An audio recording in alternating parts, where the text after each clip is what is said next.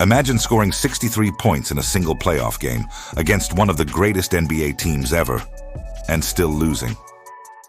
On April 20th, 1986, Michael Jordan did just that at the iconic Boston Garden. But there's more to this story than just the points.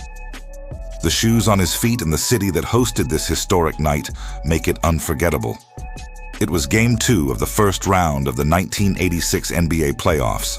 The Chicago Bulls, led by a 22-year-old rising star, Michael Jordan, faced the reigning champion Boston Celtics, a team loaded with Hall of Famers like Larry Bird, Kevin McHale, and Robert Parrish. Boston Garden was electric, packed with passionate fans witnessing one of the most thrilling playoff battles ever. Despite Jordan's Herculean 63-point effort, the Bulls fell in double overtime, 135-131. In this video, we're diving deep into that legendary game, the Air Jordan 1 sneakers he wore, the city's rich basketball atmosphere, and why this night remains a defining moment in NBA history. On this night, Michael Jordan sported the iconic Air Jordan 1 Chicago colorway, bold red, black, and white hues designed by Peter Moore for Nike's first signature basketball shoe for Jordan. Released in 1985, the Air Jordan 1 quickly became a cultural phenomenon, with approximately 1.5 million pairs sold globally in its launch year. The shoe's high-top design offered crucial ankle support, while its striking colors were a statement that Jordan was not just another rookie.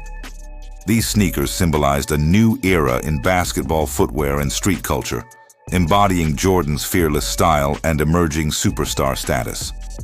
The Nike Air Jordan 1 was so disruptive that the NBA initially banned it for not adhering to uniform rules, but that only fueled its mystique and popularity.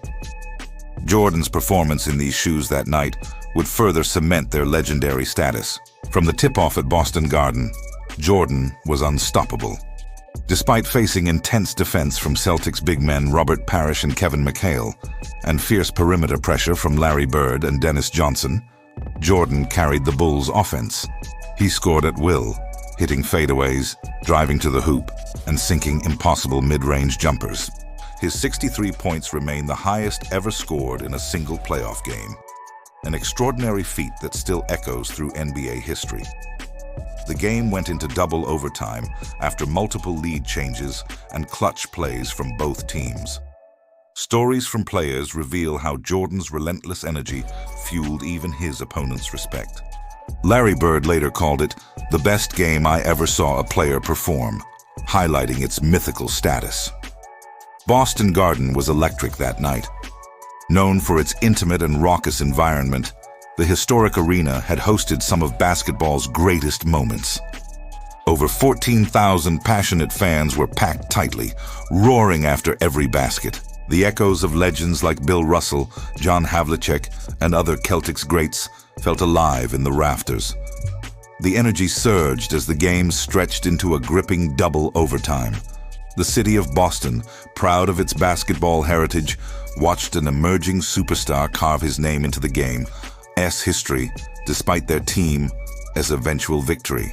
This game is a defining chapter in not just NBA lore, but in Boston's sports culture. Michael Jordan's 63-point game isn't just a stat, it's a turning point. It announced to the world that Jordan was a transcendent talent. Despite the Bulls' loss, his performance elevated the league's popularity and changed how fans watched basketball. The Air Jordan 1 sneakers Jordan wore became symbols of that night's greatness and the changing culture around basketball. The shoe's sales soared as fans wanted a piece of Jordan's magic. This game also highlighted the growing tension between the dominant Celtics dynasty and the rising Bulls, setting a stage for the future of the NBA. That night in Boston, 1986, Michael Jordan set a record that still stands today: 63 points in a playoff game, wearing a shoe that changed basketball fashion forever. The Air Jordan 1, Chicago wasn't just a sneaker.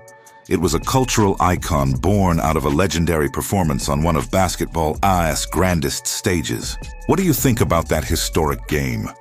Did the shoes make the legend, or did the legend make the shoes? Share your thoughts and favorite Jordan moments in the comments. And don't forget to subscribe for more stories blending basketball history with sneaker culture. Thanks for watching. We'll see you on the next one.